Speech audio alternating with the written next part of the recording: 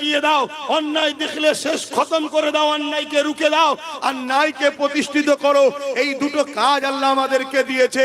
এই জমিনে যেমন নামাজ পড়তে হবে, এই জমিনে কোনো নারীর উপরে জুলুম হলে জালিমদের নাম নিশানাকে মিটাতে হবে, নারীদেরকে অধিকার দিতে হবে, নারীদেরকে বাঁচাতে হবে।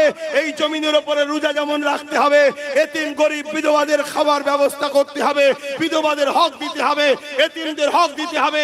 এই জমিনের উপরে যেমন তুমি আমি হজ করব মাল খরচ করে, ঠিক তেমন এই জমিনের উপরে সন্ত্রাসবাদকে মিটাতে হবে, জঙ্গিবাদকে মিটাতে হবে।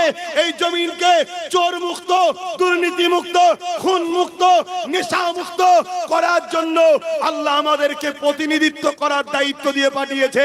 কিন্তু দুঃখের বিষয়, উম্মতে মুহাম্মাদি আমরা নবী ভুলা হয়ে আমরা আজকে চোরেদের পিছনে ঝান্ডালে ঘুরি, আজকে আমরা মাতালদের নেতৃত্ব মেনে চলি, আজকে আমরা চরিত্রহীনদেরকে লিডার বানাই, আজ আমরা সমাজ বিরোধী করে আমাদের মাথার তাজ বানিয়ে দিয়েছি। এজন্যই তো আল্লাহ আজকে আমাদের কপালকে ফাটিয়ে দিয়েছে। দেখুন আজকে কি অবস্থা চতুর্দিকে। আমার